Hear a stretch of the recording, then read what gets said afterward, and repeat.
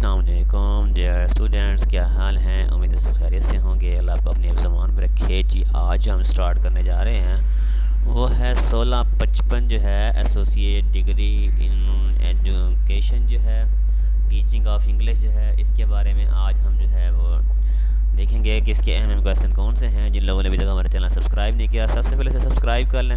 उसके बाद देखते हैं जी, हमने इसमें से यूनिट सेलेक्ट करने हैं, कोई से 6 यूनिट।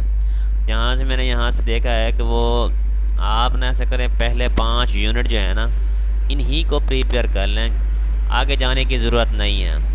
ठीक है जी। प्रिंसिपल ऑफ लैंग्वेज टीचिंग है, method and approaches of teaching है, teaching English pronunciation and spelling है, और टीचिंग इंग्लिश वोकेबलरी है, और टीचिंग रीडिंग लिसनिंग है। मेरे पास एक ये है इसका पेपर, ये देखें। अब देखें, explain difference between executive reading and intensive reading, ये पहला क्वेश्चन इसमें दिया हुआ है। दूसरा definite concept of testing and evaluation दिया हुआ है, और describe the difference technique and creative interest दिया हुआ है, वोकेबलरी लर्निंग दिया हुआ है, और what are the factors affecting the learning, pronunciation दिया हुआ है, और describe the vocabulary learning stages. यानी कि देखें, ये पहले 5 अगर हम वहाँ से यूनिट तक करते हैं तो पहले 5 यूनिट में से ये पहले 5 क्वेश्चन जो हैं वो इसमें से ही आए हुए हैं। ठीक है जी।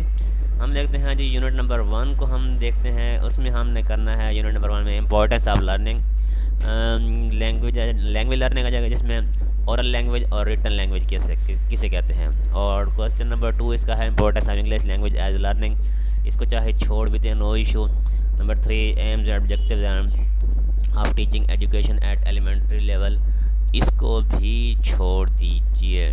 ठीक है जी। और प्रिंसिपल ऑफ लर्निंग एंड इसको आप कर लीजिए। और नेक्स्ट जो है general principle of teaching, general principles को एक अंदाज़ा देख लीजिए, इतना ख़ास तैयार करने की ज़रूरत नहीं। हाँ, इसको देख लीजिए, क्लासरूम मैनेजमेंट स्ट्रेटजीज़ को देख लें, और problems of teaching at elementary level, इसको भी इतना ख़ास देखने की ज़रूरत नहीं है। सजेशन एंड इम्प्रूविंग लर्निंग, इसको भी छोड़ दीजिए। ठीक है जी। यूनिट नंबर 1 में आप इतना कर लीजिए, और उसके बाद हम चलते हैं यूनिट नंबर 2 में। 28 पेज पर है जी। हाँ जी, अच्छा, यहाँ पर आपने definition of term, target language and second language, इसको आपने तैयार कर लेना है। ठीक है जी। और ओल्ड मेथड ऑफ टीचिंग, ये भी देख लीजिए। ये ग्रामर ट्रांसलेशन मेथड होता है, डायरेक्ट मेथड होता है। और नेक्स्ट है न्यू मेथड ऑफ टीचिंग, इसको भी देख लीजिए। और क्वेश्चन नंबर 4 जिसमें अप्रोचेज ऑफ टीचिंग भी है।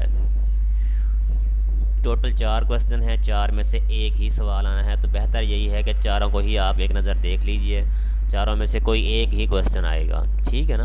अब मैं कहूँ कि ये वाला छोड़ दें, और वेल फर्ज महाल खुदा न खास्ता वही आया हुआ हो तो कहेंगे सर ने तो ये छुड़वा दिया था।